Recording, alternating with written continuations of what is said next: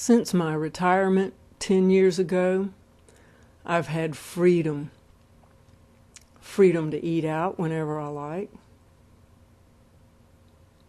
Freedom to organize and look back and reflect upon the pictures and the music. When I was little in the 60s, my parents bought me vinyl picture books. In high school and college, we all collected vinyl.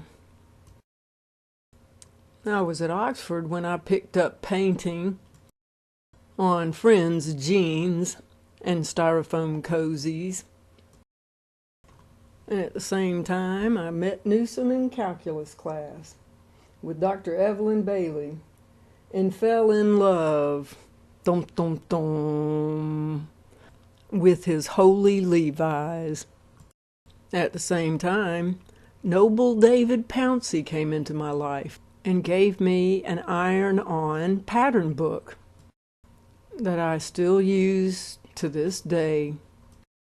Hehe. And thanks to my mom, I still have all my grade reports from elementary school, junior high, and high school. This is from the senior enrichment program that Keith and I took during our junior year at Oak Mountain. During my freshman and sophomore years at Oxford, I still kept up with my friends from Carrollton and Oak Mountain and shared. Why, it was just last year that one of my friends on Facebook from Carrollton shared this picture of her senior class. Sherry, Dawn, and some others are in that picture, but nor Lydia graduated early like my sister Nancy.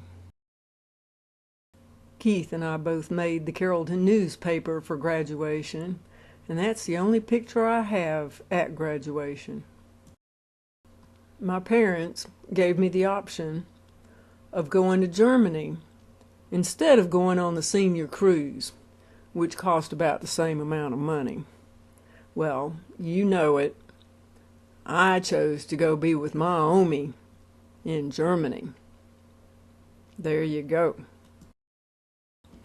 My brother Eddie was a senior in 1980. He was the valedictorian for his class at Oak Mountain. This is a Hall & Oates concert. Eddie and I also went to see Queen. I got no pictures but one t-shirt. Ella, Pam, Mary Alma, and I were the core friends of our Carrollton group back then. Mark, Kevin, Scott, and Bill, and Michael, with Ella, have remained my friends throughout the 64 years that I call life on Earth. At Oxford, Newsom had a kick-ass stereo system that everyone wanted to hear.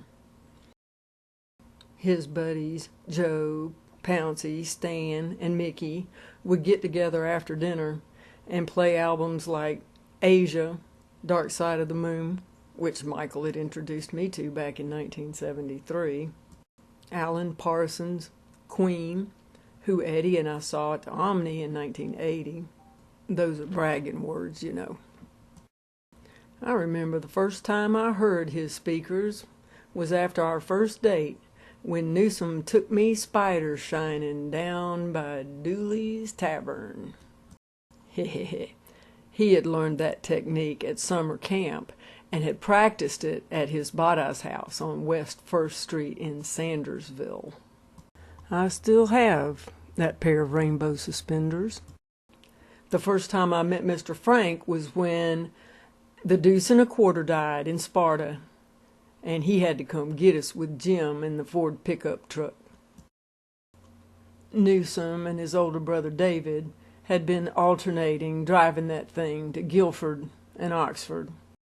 That old 1964 Buick started making a funny noise, and Newsom wanted to get it home before it died on the side of the road.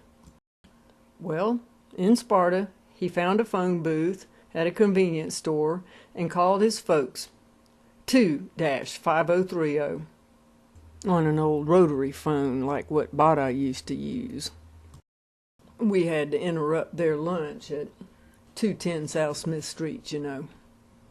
Soon after that, Newsom bought a Volkswagen Beetle from his cousin Dave Bowman. We took it to Savannah where we sailed, and I got really sunburnt.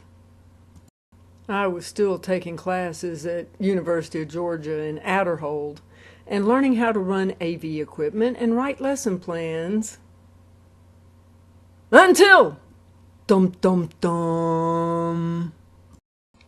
My parents gave me a car for my 21st birthday, a Pontiac Ventura. By the time I graduated in late 1983, I'd accumulated $110 worth of UGA parking tickets. But that car survived the blizzard of 1982 and took a bunch of us to the Who concert in Birmingham. Newsom proposed to me the winter of 1983, and I decided to apply for a teaching position in all 5 counties surrounding Macon. I did it, but I didn't get a job. And thanks to the support of my parents, once again, I made a good decision. In 1984, I started graduate school in Milledgeville at Georgia College. Newsom was staying with his cousin Dave in Lilburn. When we got married, I was driving an old white Datsun 5-speed, finely married, in shaving cream all over the back. On May 30th, 1984, I was over in Lilburn visiting Newsom at Dave Bowman's house when there was a total eclipse of the sun. I remember his house on Four Winds Drive had a steep driveway, and as the sky darkened, I remember seeing waves flowing down the driveway, and I thought those were Bailey's beads, 'cause my camera wasn't good enough to capture the real Bailey's beads here. I was one of the lucky ones who witnessed this awesome natural phenomenon that there are very few pictures of in Atlanta. This is my favorite one from the Paul D. Maley website from the Westview Cemetery in Atlanta. There you go.